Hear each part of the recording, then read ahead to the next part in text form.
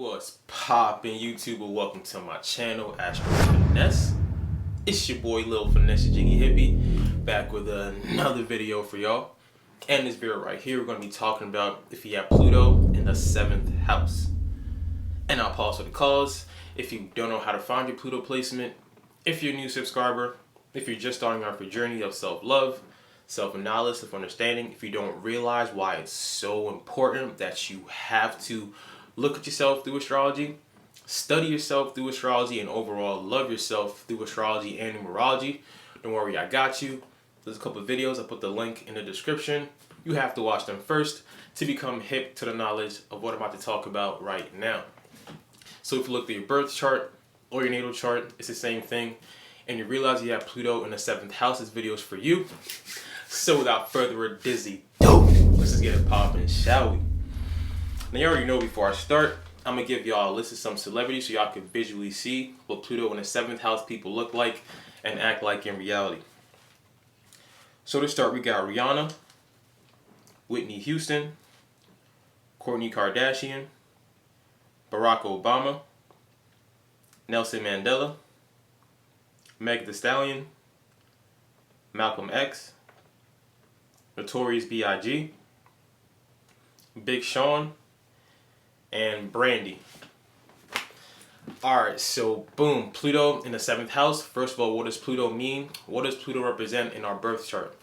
So the planet Pluto is the farthest planet away from the sun, so it's the darkest planet. So in our life, in our birth chart, whatever house it's in, it shows us where we go through dark moments, chaotic moments, turmoil moments, moments that transform us. Pluto rules Scorpio. Pluto rules the 8th house. So anything scorpionic, anything intense, dark, underneath the surface, transformative, chaotic, it shows you where in your life and what house it's in. You go through these things, you get your power taken away from you, go through the transformation in order to change and become better, to go through the Phoenix Rising moment, to gain that control and power back. It shows you where in your life you want to get the most control and the most power. And whatever house it's in, whatever sign it's in, we're going to put those two together. So now we already know the 7th house rules partnerships, relationships. Remember, 5th house is casual relationships, casual flings. 7th house is committed relationships, marriages, partnerships, business partnerships, things of that sort. So what happens when you have the controlling, chaotic, scorpionic type energy, Pluto, in the 7th house of your relationships and partnerships? So you already know, before I start, going back to your childhood, most likely, y'all seen, growing up, they say the first relationship you see, the first example of a relationship you see is those of your parents. So most likely growing up, you've seen your parents going through a lot of turmoil, going through a lot of chaotic moments, arguing all the time. Maybe they split up. Maybe they fight and just go through a lot of bickering, and you just see this growing up, and you're just like, relationships have a power dynamic. You see relationships going through a power dynamic, as in like one person is controlling over the other, chaos, turmoil, fighting, arguing. And then when you see that first off, and you go into your first relationship, people with this placement have a craving for intimacy, a craving for relationships, a craving to be in a partnership. So most likely your first relationship, you put your all into it. I'm talking about your Scorpio till death do us part, all into it. You gave everything in that relationship, and most likely the first time you fell in love, the first time you've been with somebody, it ended on a chaotic note. It ended on a way that put you through turmoil, put you through a way of seeing like, damn, I can't really get my heart out like that. I can't really love that deep like that because it's not reciprocated, or I go through a transformative process, or I just went through something that made you change the way you view relationships in a way. So growing up, stemming from these examples, it could have been your first heartbreak, second or third, but stemming from this, you start to realize like you look for control and power when you're being in a partnership, because you felt what it's like to have that control and power taken away. You've seen what it's like with your parents having the control and power being taken away from one another. So you grow up wanting to always have control and power in your relationship. And now this is important to understand, that y'all crave intimacy, y'all crave partnerships. At the same time, you don't have that trust in it enough to really put your all into it. So what happens with displacement is y'all are always going to be attracted to, remember 7th house is who you're attracted to. You're going to always be attracted to Pluto type people, Scorpionic type people. Attracted to people that are really obsessive over you, really possessive over you, that really show that they're really all about you in a dominant, possessive way. Because you have a fear in your mind that when you get into relationships, your fear is that your partner will leave you. Your fear is that you're going to go through turmoil. So you're going to always be attracted to someone that's always going to show you that, look, you're mine, I love you, possession, Scorpionic. You're going to be attracted to that kind of partner. At the same time, you're not going to always be able to give that energy back. It's like you expect that partner to be all about you. You expect that partner to be devoted to the max to you. But because of that fear you have of opening up, because that fear you have of being vulnerable, I'll say, y'all don't return that favor back. Y'all always want to have that control and power dynamic in relationships. You always want to be the one that is in control of what's going on because you're afraid of having that control taken away from you. So what happens with displacement a lot of times is that y'all get into relationships that have the power dynamics. Y'all get into transformative, chaotic relationships because you're attracting people that are all about you, but then you're not returning the favor back to them, and that puts them in an insecure state. That puts them in a phase like, why do I have to be with you if you're not going to give me that same devotion back? It makes them be insecure. It makes them have that power dynamic. It makes them be afraid of losing you the same way that you were afraid of losing a partner in the past. So understand that with displacement, it's really hard to be in relationships if you don't heal yourself from the pain, if you don't heal yourself from the chaos, if you don't heal yourself from the trauma, the relationship trauma that you have dealt with. Understand that the first key thing to displacement is to heal yourself from the relationship trauma that you had. If you don't heal yourself from this, you're going to always have that fear, you're going to always have that power dynamic. So the next time you get into another relationship, you're going to bring that baggage into the new one, and it's going to bring that cycle back up again. You're going to keep doing the same. I'm in control. I want you to be all for me, but I'm not going to really give you my all because I'm afraid of being vulnerable, or I'm not going to really show you my full devotion like that, or I'll be in and out kind of thing. Like, I'll show you I'm here for you, and then sometimes I'll be to myself a little bit. Like, you be having these power control dynamics because of you being afraid to really be all in relationships if you don't heal from this traumatic past, if you don't heal from your relationship traumas. Now, you could attract those type of people that are possessive and obsessive, or you could be the type of person that is possessive and obsessive in your relationships because you're afraid of letting that person go.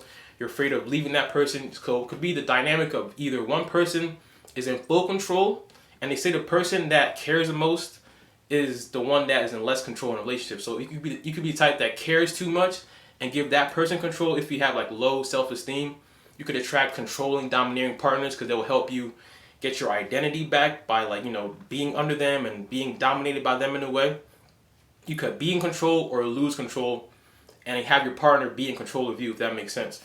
So all in all this stems from understanding, looking in the past, looking at yourself, looking at your relationship history, and understanding that if you went through something that traumatically changed the way you view relationships, you have to heal from this before you start and get into another relationship. If you're not the type that craves intimacy so much and tries to be in relationships, you could be the type that really is against being in relationships altogether. You could be the type to be like, nah, I'm not gonna date nobody, I'm not gonna do none of that no more. I'm good by myself. I'm gonna be just strictly on myself. Like, I'm good because I know the pain I felt in the past. I know what it's like being in relationships. I can't handle that. I don't want to do that no more. So you could be the type to be extremely against relationships to the max because of, like I said, stemming from the past, stemming from the pain y'all felt, stemming from the chaos y'all felt, the trauma y'all felt in relationships can really make you not really give relationships a chance anymore because you're so used to giving yourself away and then having that chaotic transformation happen.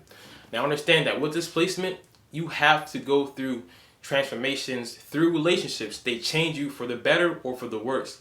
If you have healed yourself, if you have looked at yourself, you know your flaws, you know your weakness, you know your benefits, and you actually get into a relationship, you're gonna transform, but for the better, for the Phoenix Rising kind of energy. You will transform yourself, and you realize, like, damn, like, even though I like being by myself, even though I was really afraid of being in relationships, I actually realized that I'm transforming as a better person. I'm becoming better. That person is changing me to be better. But if you're stemming back, bringing the baggage from your old relationships to the next one, and not really healing yourself from the trauma, you will go through transformation, and it will just keep bringing it will keep digging that deep. It will keep digging that hole deeper and deeper of you not really healing yourself, you really going through trauma, going through turmoil, going through chaos in partnerships and in relationships.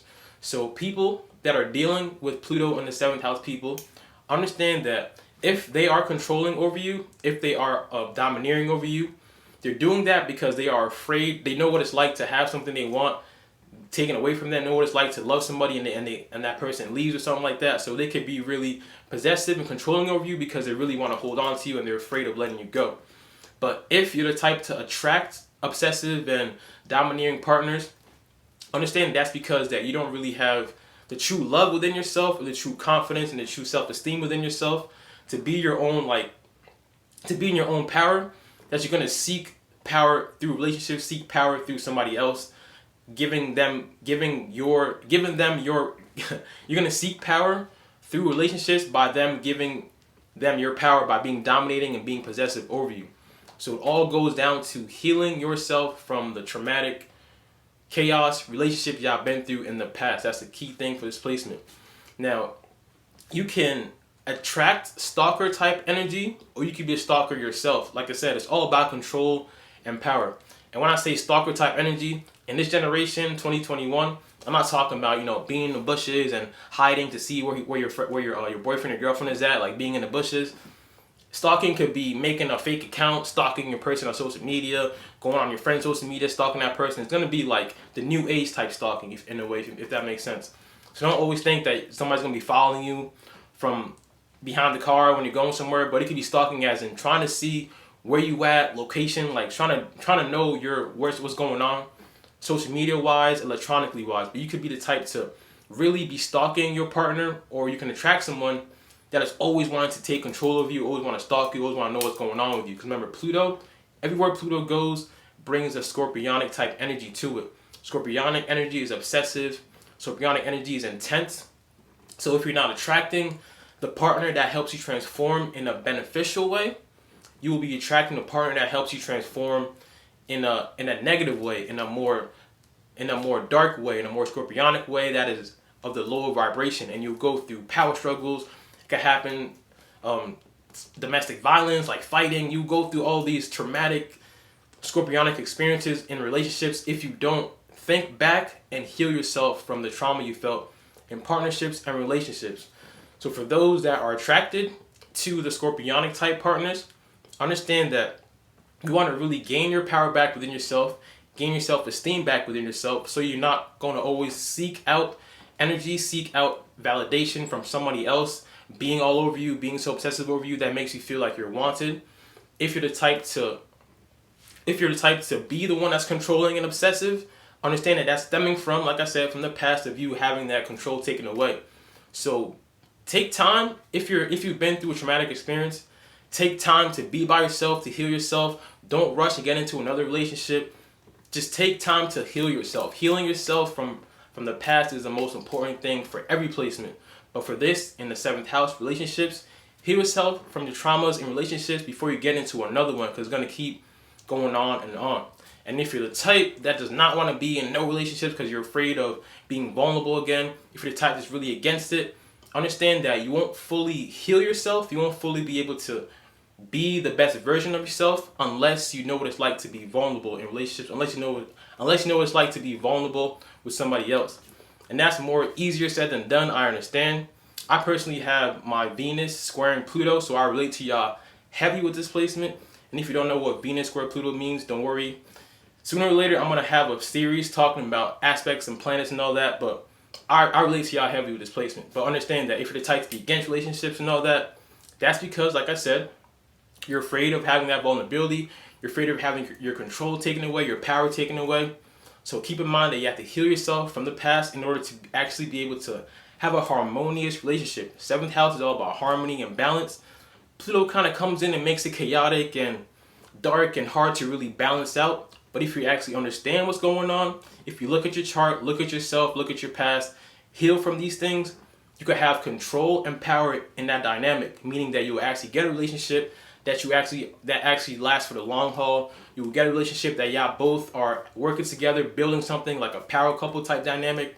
You actually get the benefits of having Pluto in the 7th house if you go through the transformation process, if you go through the healing process. But if you don't, you're going to be attracting the same kind of turmoil energy. If you don't take time to be by yourself, to heal yourself, if you don't take time to really understand what's going on in your past and in your childhood and all that, to heal yourself, you're going to be bringing back that cycle over and over again. So keep that in mind, to heal yourself from your traumatic relationship past before getting into a new one. So that's my video on Pluto in the 7th house. I hope y'all enjoyed that. My next video is going to be on Pluto in the 8th house, and you already know I'm about to go in. If y'all subscribe to my channel, appreciate all y'all for real, you already know. But if you still haven't subscribed yet, go ahead, handle that one time for your boy. Don't forget to drink your water, mind your business, and be safe out here. It's your boy, Lil Finesse Jiggy Hippie. I'm going to see all y'all when I see y'all. Peace.